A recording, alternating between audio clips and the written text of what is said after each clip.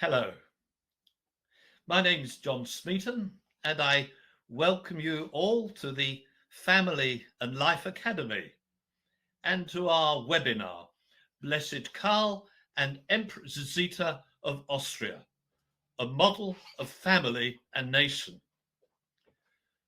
We've chosen this topic to open our Academy programme because we believe that the holy example of the life, marriage and faith of Blessed Karl and Empress Zita is of great significance in the 21st century, in these most challenging times for our Catholic faith and for our families.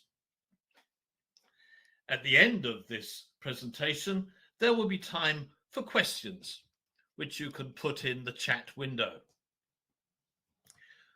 We're greatly honoured that to present the story of this holy royal couple, we have His Excellency Eduard Habsburg, a kinsman of Blessed Karl. His Excellency is a diplomat, author, a member of the House of Habsburg-Lorraine. He serves as ambassador of Hungary to the Holy See and to the Sovereign Order of Malta. Without further ado, I am pleased to introduce His Excellency Eduard Habsburg. Thank you, John. Good evening from Rome. I'm sitting in the residence of my embassy, the Hungarian embassy to the Holy See. And tonight I want to talk to you about Blessed Karl and Empress Zita. And I think it's going to be a nice and interesting evening. And I want to begin with something that we all shared very few days ago. I'm pretty certain that the majority of you watched the funeral of Queen Elizabeth. In fact, the entire world was watching. I've heard that 6 billion people watched this day-long celebration in England. And on Twitter, you could feel that many of the observers were deeply impressed. Now, what is the reason? Why did 6 billion people not watch a championship finale, but a funeral of an old lady? Something very deep apparently was touched in many people. I think, of course, there was the element of respect for a monarch who had ruled for so many years and seen so much. But I think it is more. I think many people felt very much touched by the ritual, the incredible ritual, the protocol of it all, the feeling of something very old and very ancient and very good happening and wanting to be part of that. And I thought to myself, and quite a few other people did that too, what a pity that this beautiful ritual was emptied of its Catholic content, because you could tell that it was Catholic ritual happening. How incredible would a monarchy be with that Catholic ritual, faith-based, and most of all, with devout rulers? And that brings us to Blessed Karl and Empress Zita. Because, of course, there was a time 100 years ago when the rulers of a very important nation and group of nations were devout Catholics. And I'm talking about Karl and Zita. I'm going to talk in the next 40 minutes a bit more about Blessed Karl, because he's sort of the blessed one. But when I mention him, I always think Zita too, and she will have her say during our talk. I've pointed several times out on Twitter that we have a WhatsApp group in the Habsburg family. And I made a poll once among the younger members of the group who their favorite Habsburg may be. And strangely, or not so strangely enough, it weren't legends like Franz Joseph or Maria Theresia, or even the much romanticized Empress Elizabeth, Sissi, that won the first prize, but the humble last emperor of our family, Blessed Emperor Karl. And I asked the young people for their reasons. Why him? And one of them gave a very clear answer and said, because he tried to live his vocation to the maximum as a Catholic, as a married family father, and in his work, which happened to be emperor. Now, at the same time, Karl is probably one of the most underestimated Habsburgs in our family history. He only ruled for about 1.5 years at the end of an empire during a war after the incredible Franz Josef, who had ruled longer than most people's grandparents could remember. But I also blame the media of the day. What we have is jerky black and white films. And on these jerky films, nearly everybody looks ridiculous, wears ridiculous clothes. And that informs our image of Karl, of this gentle-looking young man with his little mustache and a smile and the friendly gestures. And he doesn't look as imposing as Franz Josef, but he was a real giant of faith, and he married a giant of faith. On the other hand, while he stayed in the black and white world and he died before color came into our media, Empress Zita lived very long. She saw color. she saw the last months of the communist bloc, and so she's someone that we experienced as an old person, that I had the honor to encounter as a child, have several conversations with her, and of course I was present when she was buried in the Kapuzinergruft in Vienna, and I experienced the famous knocking ritual. So we go back now quite a far time. We go into the 19th century, and we begin with Blessed Karl. Blessed Karl was born in 1887. At that time, the heir to the throne was still Crown Prince Rudolf of Austria. And from a very young age, throughout his life, Karl of Austria demonstrated an awareness of God's presence and Christian duty. As a child, he loved praying at daily mass with his mother, Archduchess Maria Josepha, and was known for his charitable acts. He knew all the prayers a typical Catholic youth would learn and loved praying them, particularly the Rosary. And we know which feast it is today, is the Rosary feast. So he basically lived with a Rosary in his pocket. As a youth and later as an adult, he loved making pilgrimages to Marian shrines. All of this is not totally normal because his father was really in many ways a total contrast to him. He was not known as being very devout. He cheated on his wife. He treated her horribly. He made daring do deeds that were the talk of the monarchy. But he was in many, many, many ways a very bad example for Karl. But he still turned out to be a great young man, and in the end became, I believe he will be a saint very soon. By the time it became clear that Karl would be emperor, and that was not after the death of Franz Ferdinand in 1914, but it was already earlier, because when Franz Ferdinand, the then heir to the throne, got married to Baroness Sophie Kotek from Bohemia, it was immediately clear that his children would not inherit the throne. Karl of Austria knew that one day, probably in many decades, he would be the next emperor after Franz Ferdinand. But of course, he was very comfortable that it would take a long time. And Blessed Karl loved to pray throughout his life. Also, as a young man, he received communion daily. At the end of each Mass, he prayed the Veni Creator, morning prayer, evening prayer, rosary, frequently prayed the litanies of the Sacred Heart. The entire family had a great devotion to the Sacred Heart since generations already. Blessed Virgin Mary, Saint Joseph. He was a member of Our Lady's Confraternity, and he wore the scapular.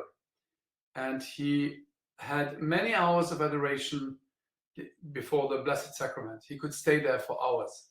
Now that's quite something. And I have to tell you that before him and his generation, for the last 200 years, the Habsburgs were Catholic, but perhaps not as devout as they used to be in Baroque times. We didn't have any priestly vocation in our family for 200 years until my brother Paul became a priest. And that gives you an idea that such devotion was not something totally normal in the family. Okay, now this is the moment that his future wife, Princess Zita of Bourbon-Parma, enters his life. He was one of Duke Robert's 24 children. He was married twice and had twice 12 children. She was a part of the second batch of children. And she had a very Catholic and a good sheltered upbringing, always moving between Italy, Austria, France, and even England. She was raised by a devout family with lots of prayer by devout nuns, and 3 of her sisters became nuns in monasteries. Faith was, as you can tell, a natural component of their life from the beginning. Her father once said, "I'm a French prince living in Italy," but by the time he said that, he was already living in Austria. They were exiled.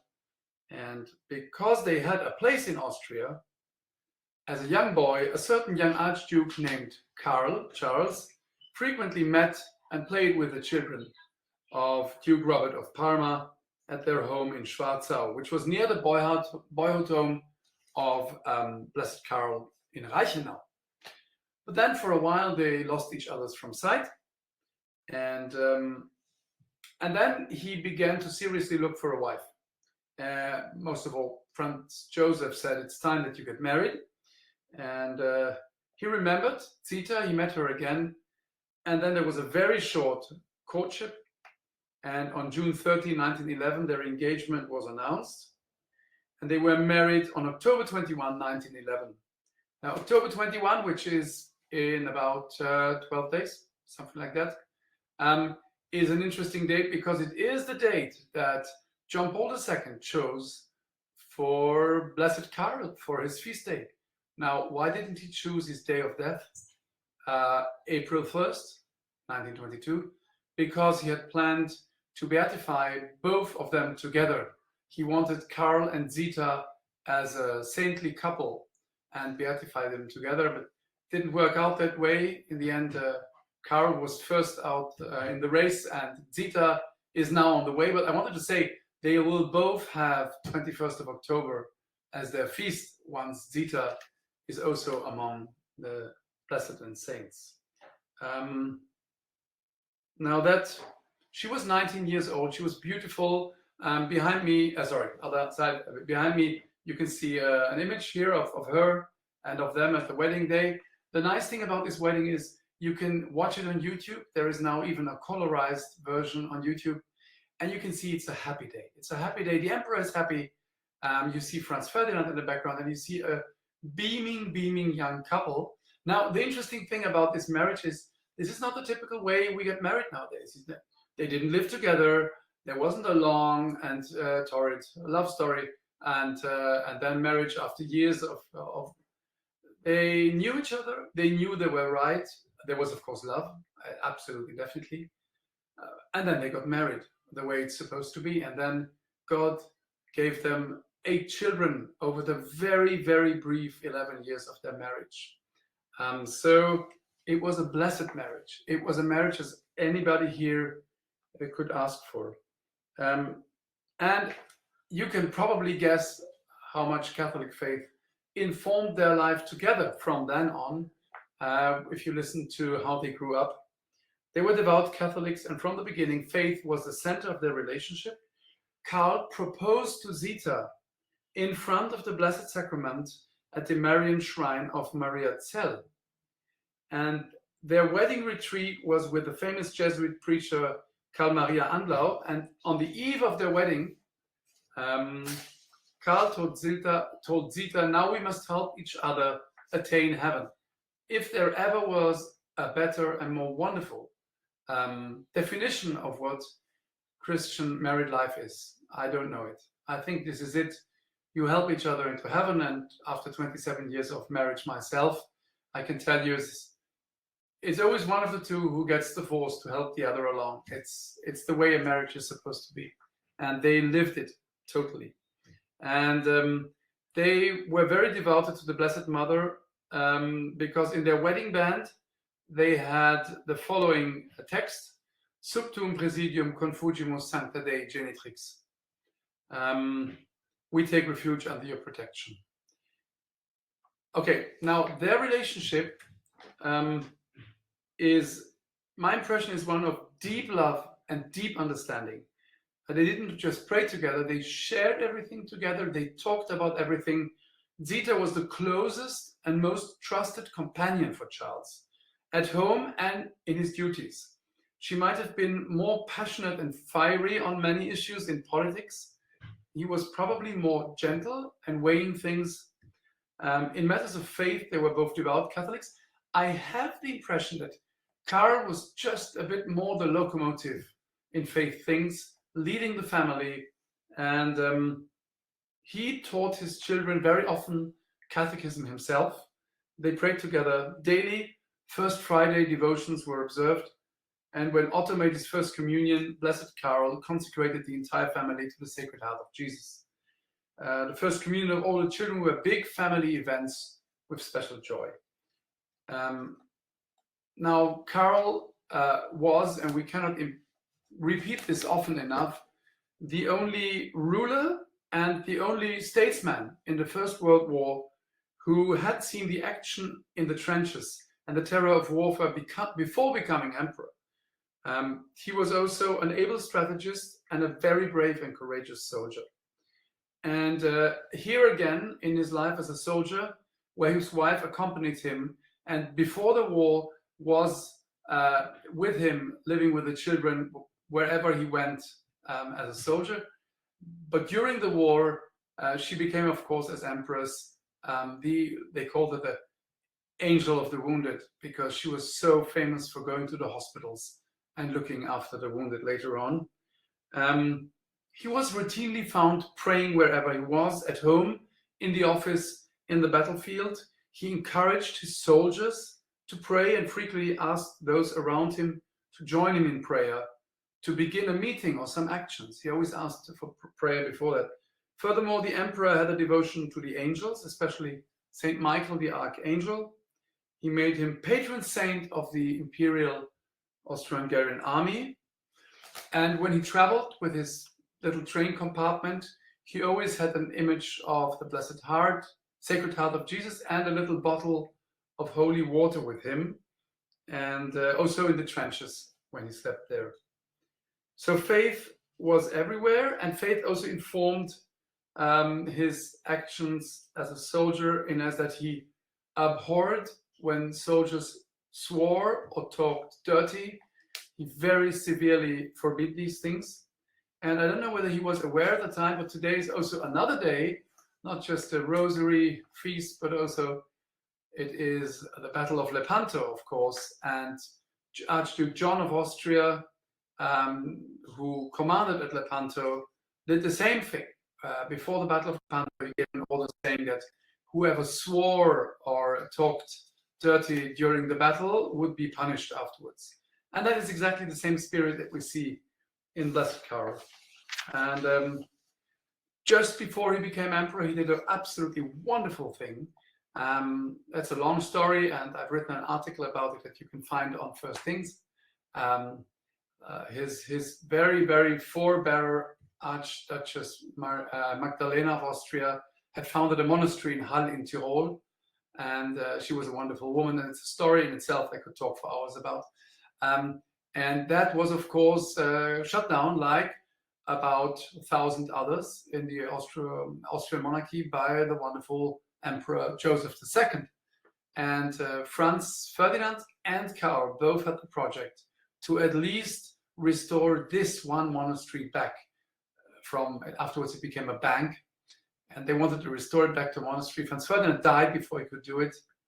And then in 1915, there's a famous picture of Blessed Karl kneeling in a church, and that was when he rededicated that church as a monastery. So that's a wonderful thing he did.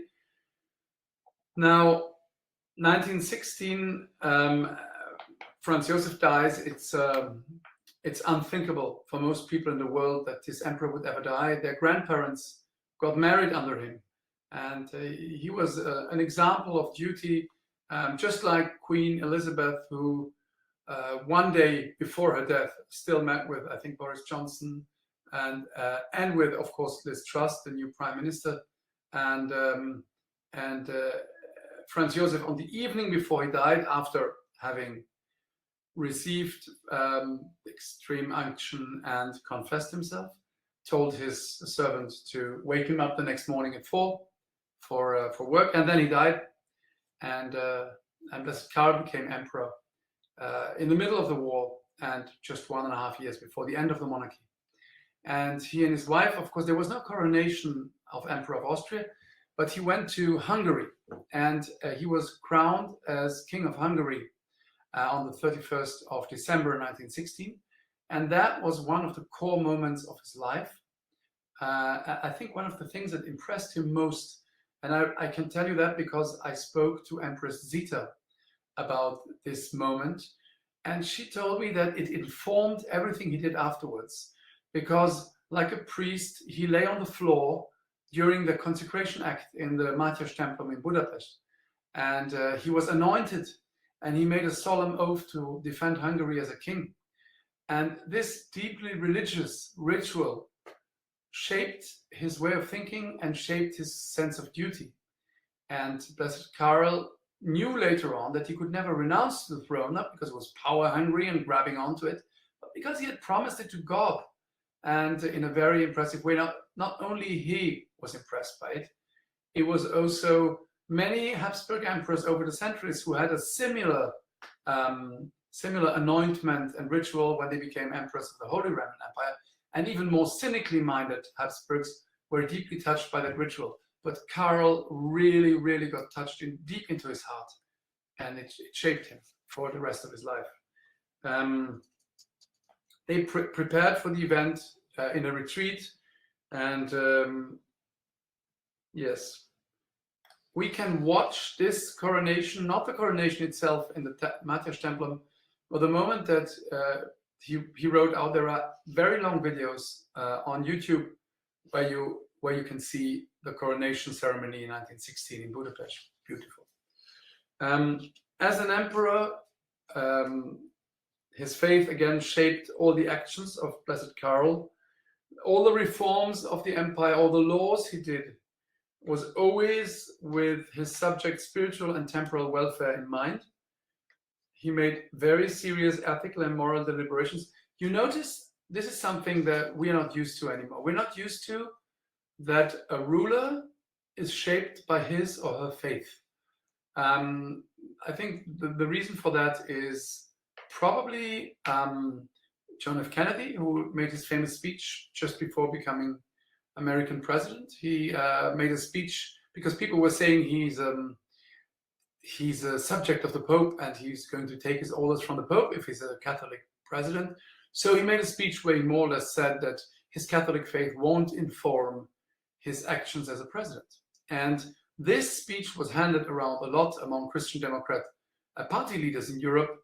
And one after the other, many of these began to say, I can't have my Catholic faith too visibly, I have to be neutral.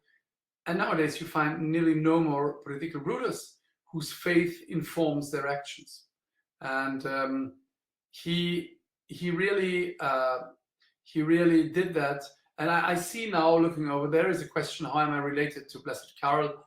That's a long story. I'm not a descendant of Blessed Karl. I am from a different line of the Habsburgs. We have about 4 lines. I could talk about this for 20 minutes. I won't. But I'm not a descendant of his. I'm a descendant, however, of his predecessor, Franz Joseph, a direct descendant of him. And if I have some time later, I can explain the exact family dynamics, who's related to whom. Habsburgs, like hobbits, love to know who's related to whom in which way. Now, when the First World War, when he took over the empire, the first thing he did, and everything he did from then on, was in order to achieve a peace. In his accession speech, he said, I will do all within my power to banish the horrors and sacrifices of war at the earliest possible date and win back for my peoples the sorely missed blessings of peace. He, by the way, you can find one YouTube video where his voice is on YouTube. He has a very gentle, friendly voice with a soft Austrian accent. Look for it and try to listen to it. And first of all, he tried to follow the request of Pope Benedict XV, who tried to win the powers of Europe over for a peace. He was the only one who responded enthusiastically, but that initiative came to nothing. Then he tried to enter into secret negotiations with the Entente powers by contacting his brother-in-law, Prince Sixtus of Bourbon-Parma, and Prince Xavier, two of the brothers of his wife, Zita. And they met secretly in Austria. And afterwards, the secret negotiations came up, and there was great anger, especially in the German army leadership. And so that initiative came to nothing. And afterwards, here is a quote from the letter of Blessed Karl to Benedict XV when he tried to follow his advice. We express the hope for Austria-Hungary to find a peace that will free the future lives of peoples from rancor and revenge. In the meantime, our government has not stopped repeating our continual call for a peace, a call heard by the entire world, to put an end to the bloodshed according to the peace plan that Your Holiness has put before us.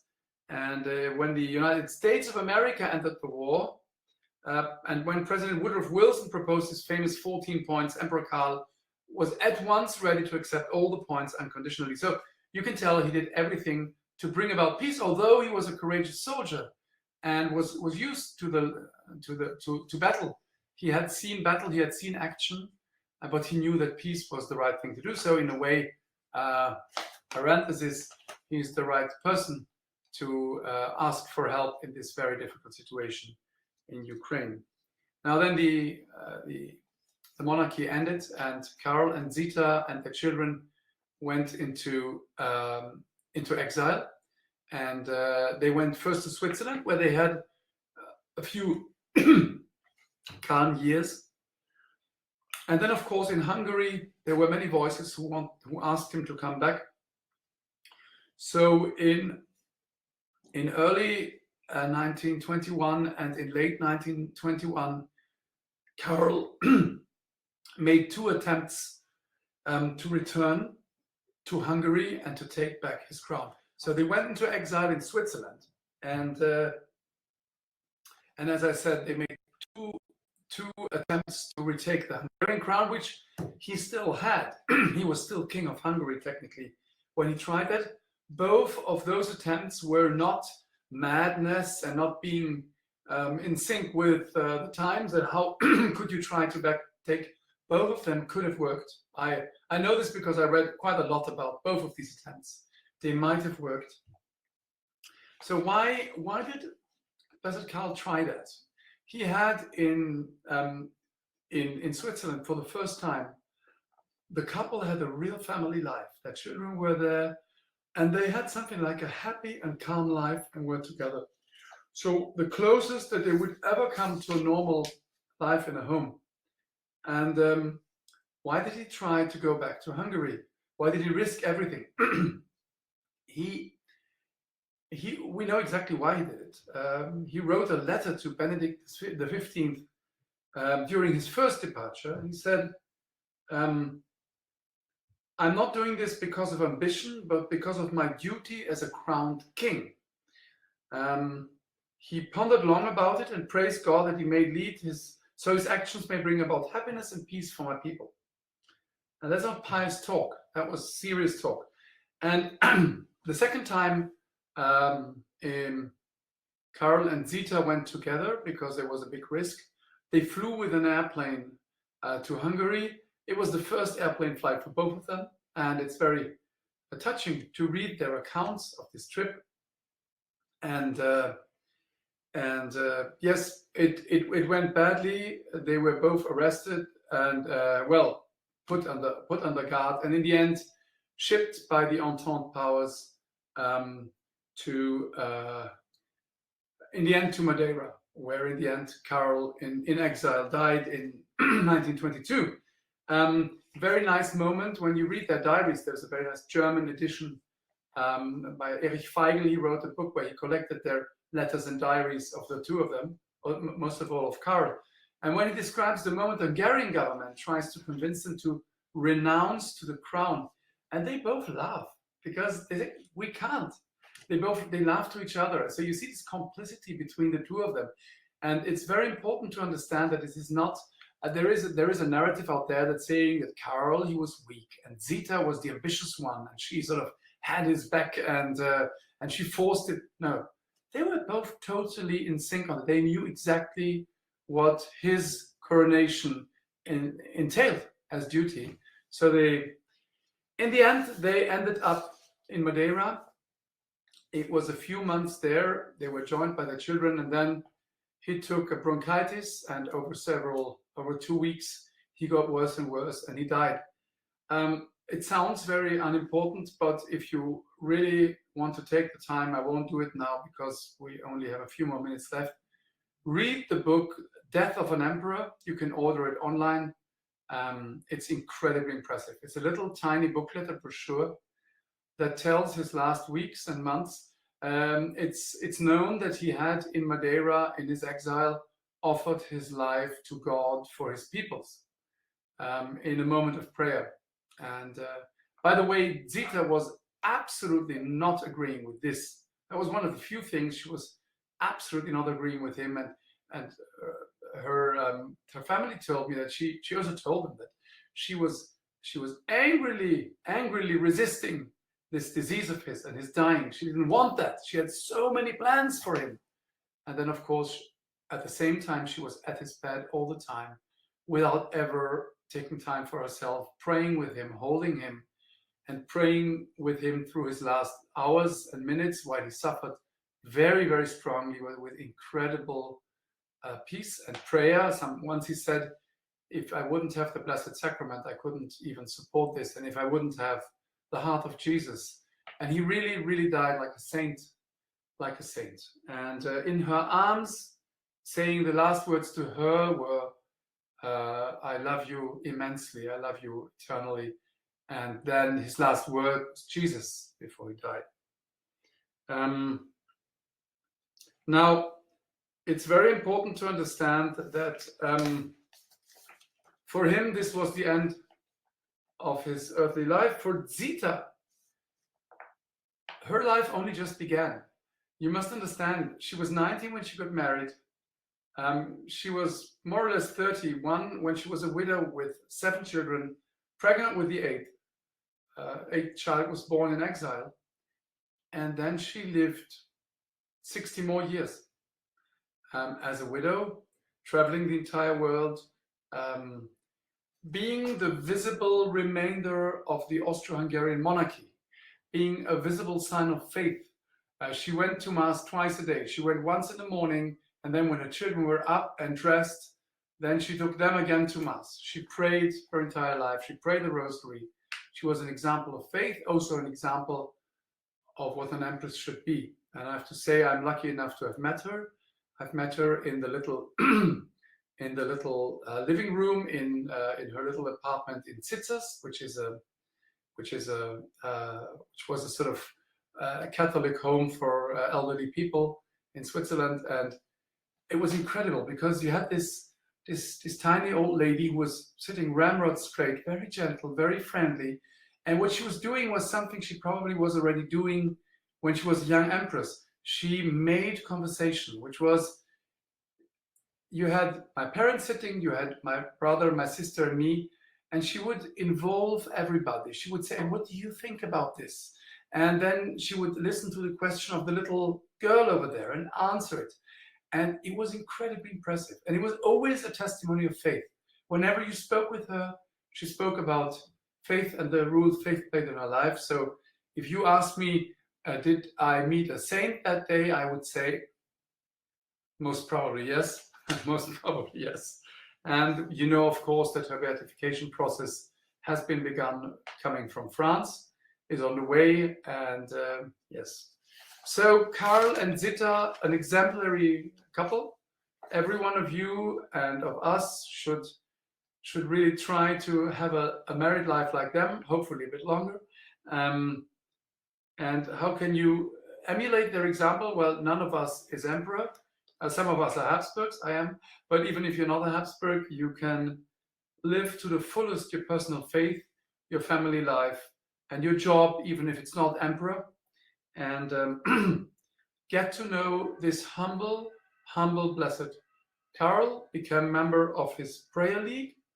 Read the book by Charles Coulomb, Blessed Karl, Charles of Austria, A Holy Emperor and His Legacy. Is the latest book. Came out last year. It's very good, very readable, and you'll understand Blessed Karl better. I understand that he's working on a book on Zita. There are several books on Zita too. Pray for his intercession. Join the Gebetsliga. Visit a relic of Karl in your area and pray there. Inform yourself about the beatification process of Empress Zita. I understand that the vice postulator of the cause is present tonight. He might be listening, so I hope I didn't mess things up. And yes, it is really worthwhile to have Karl and Zita as your friends. If we're Catholic, we believe we'll meet them in heaven one day. Try to become friends with them today. Make them your friends. Make them your friends and your examples. I want to end this talk. It's exactly 40 minutes now, with a prayer. It's the prayer of the prayer league, Blessed Karl, and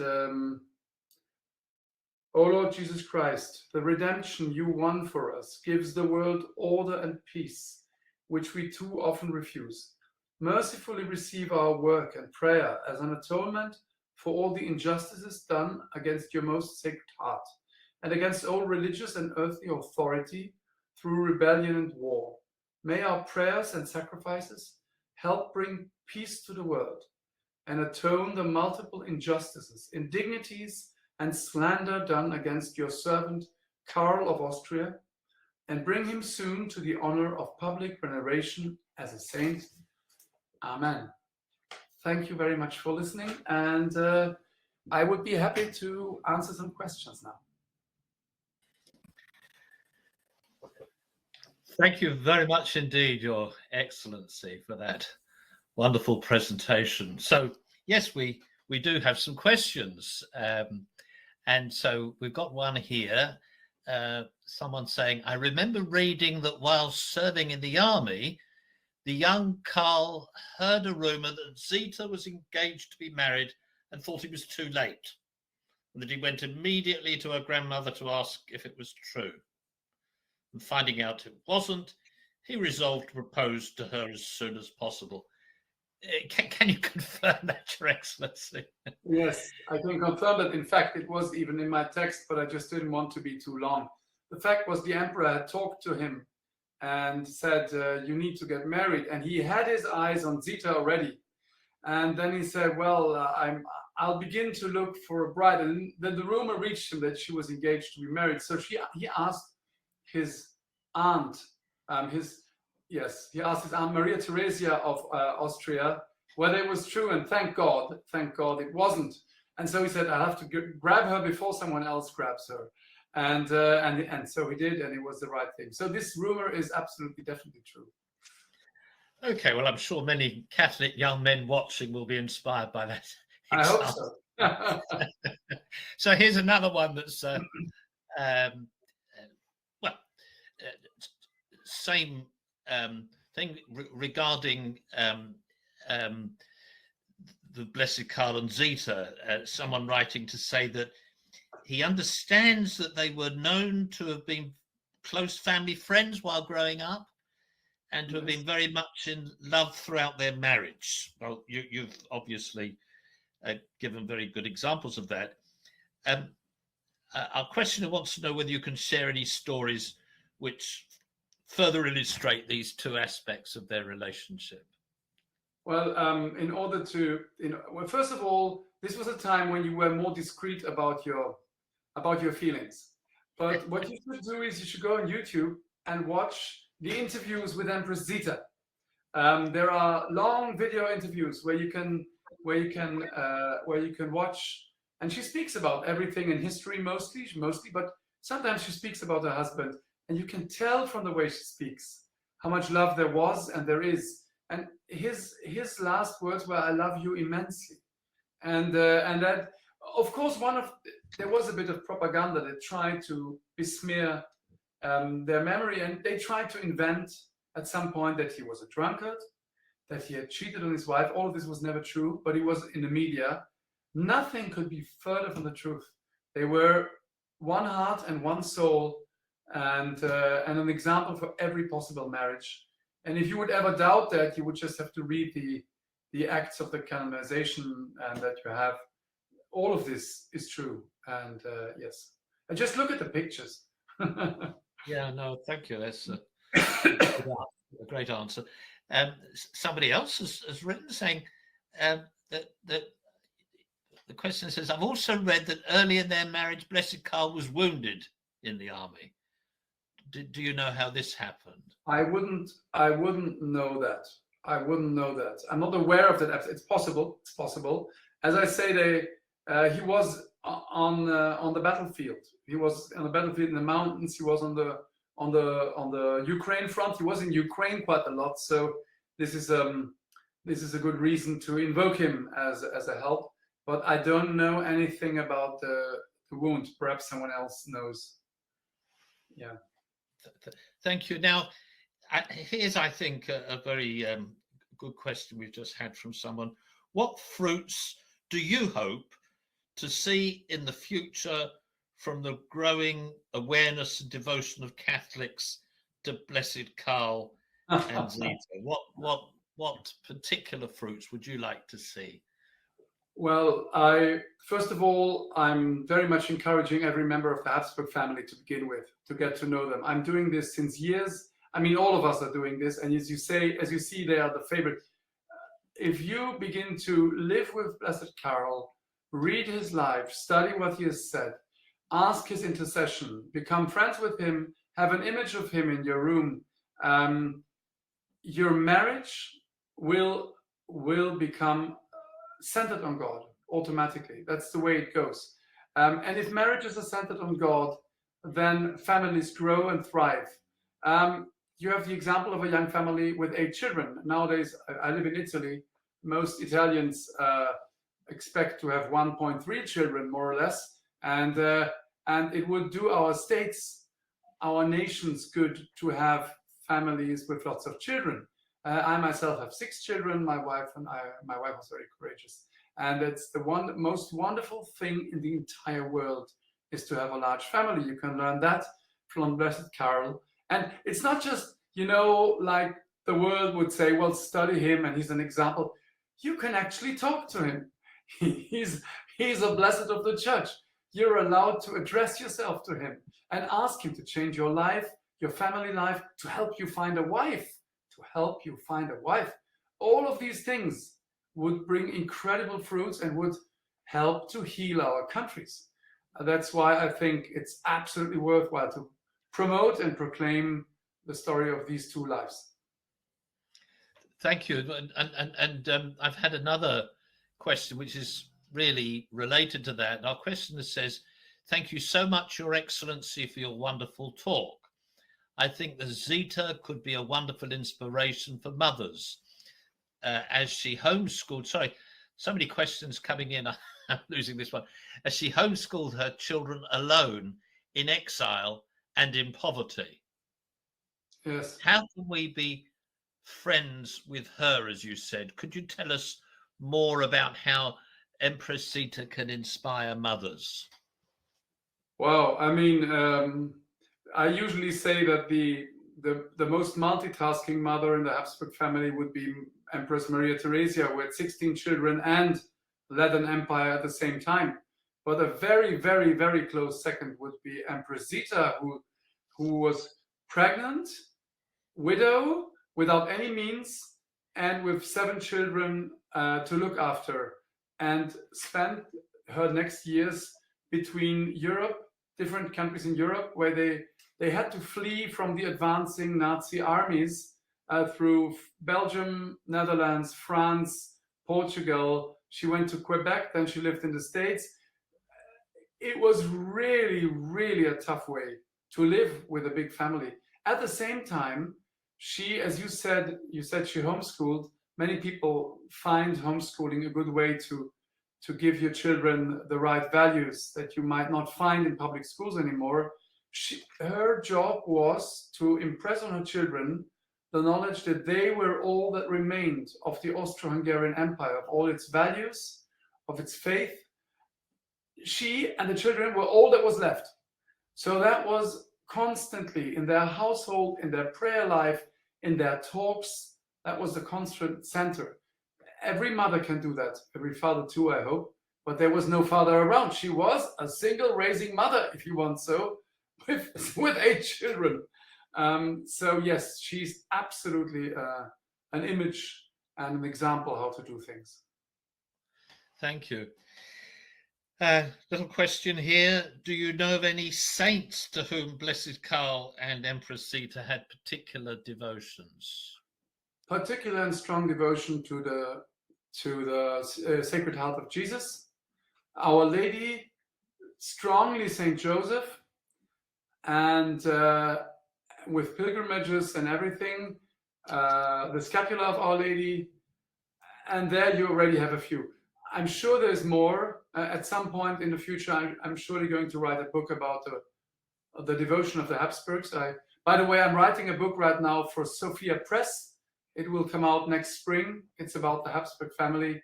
And 2 long chapters are about the faith and devotion of the Habsburgs. And I'm pretty certain I will turn that into a big book at some point. And then I'll know the answer to all these questions.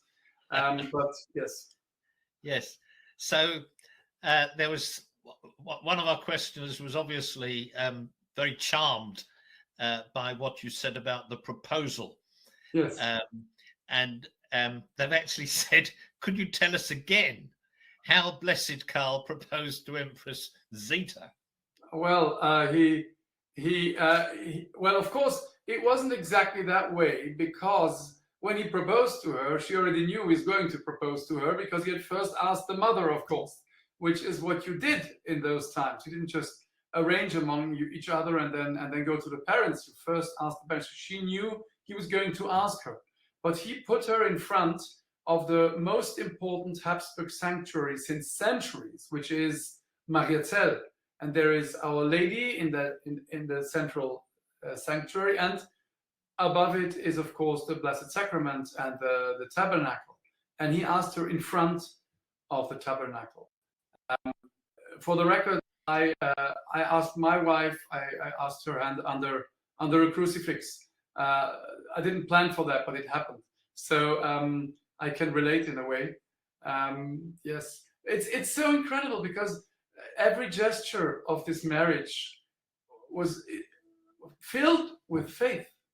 And as I said before, we are used to statesmen and stateswomen not showing their faith, and saying you have to be neutral and your faith cannot influence your politics. But then I say, if I know the faith of somebody, if I know someone is a Catholic, if he's a Calvinist, if he's a Protestant, I know which values are dear to him or her. I know by which values I can judge them. Also, I probably know what they're going to do and what they're not going to do. And someone who is a believer knows that his or her actions in her life as a politician will be held to account in front of God one day. Someone who believes in God will perhaps think twice before doing something corrupt or forbidden. So I very strongly encourage politicians of faith, and we should ask for them. Indeed. So this is rather I suppose a topical question I've just had in. Has Charles become a popular name among Habsburgs? Well, it always was. It always was.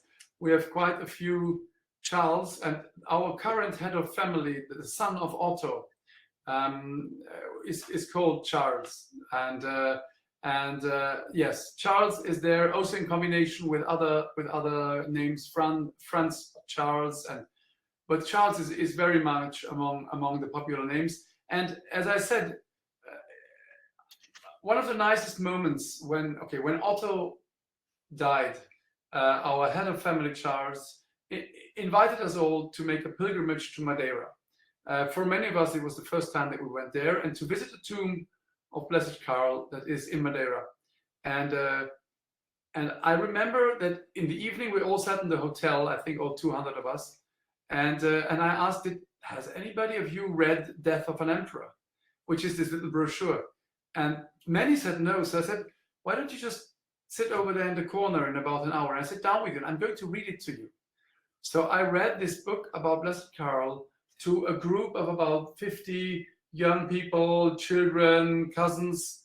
And for many of them, that was the first time that they experienced this deeply moving story of his death that I repeat, everybody should read at some point in his life, because we all are going to die. And Blessed Karl showed us how to die as a Catholic. And yeah, very impressive. Okay, so we've got another question here. I don't know whether you'll be able to answer this. Is there any record of anything that Emperor Karl or Empress Zita said about the Fatima visions? I'm not competent enough to know all of their writings. I'm not competent enough, no. The only story that, of course, everybody knows is the one with, not with the Fatima visions, but with Pius X. When Zita was engaged to Blessed Karl, but at the time, of course, wasn't the heir to the empire. That was Franz Ferdinand. And when she was engaged, I suppose it was in 1910, she went to Rome and she wanted to get the blessing of the Pope, which was Saint Pius X. And he greeted her and her mother, who went with her, and then said to her, "So you are going to become Empress of Austria?" And she said, "No, I know you've mixed me up, but I'm not going to be. I'm married to Blessed Karl, to Karl of Austria.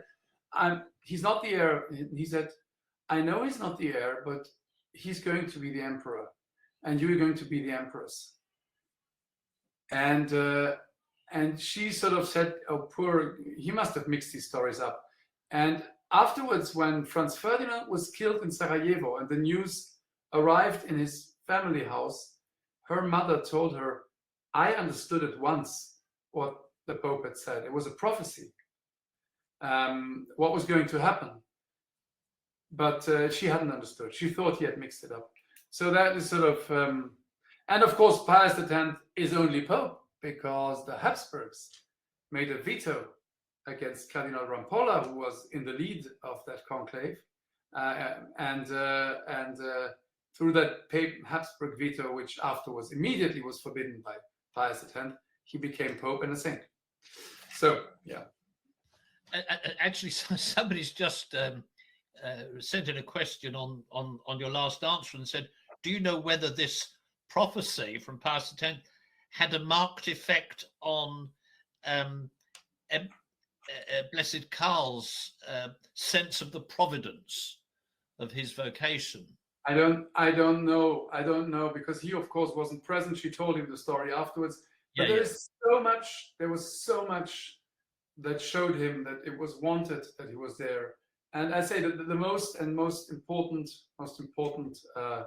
moment was his coronation in Hungary. Yes, and the children of Blessed Karl and Empress Zita. One of our participants wants to know, how did the wonderful example of Blessed Karl and Empress Zita influence their children? They were all very upright and very courageous people. I am lucky enough to have met all of them, talked to all of them. Otto and his brothers were very strong in the fight against Nazism. Two of his brothers went into Austria and helped build up resistance. Otto and his other brother tried to convince the America and other of the alliance to spare Austria. They were able to stop bombardments, and they lobbied constantly for Austria. So they were incredibly upright and engaged for the country all of their lives, even if they weren't emperors or the ruling family anymore. Otto found his way into European politics. He found that in bringing Europe together, especially the Central European countries that were cut off from Europe during most of his life, he would serve something that was similar to what the Austro-Hungarian Empire was, All of them, of course, were Catholics. All of them lived in prayer. All of them went to mass. And I'm happy to say that among the 300 to 400 Habsburgs that crawl around on this planet now, nearly all of them are Catholics, and many of them are devout. And we have we have 3 priests again after a 200-year gap, and a 4th one on the way. So yes, Blessed Karl and Zita are doing their work also in our family.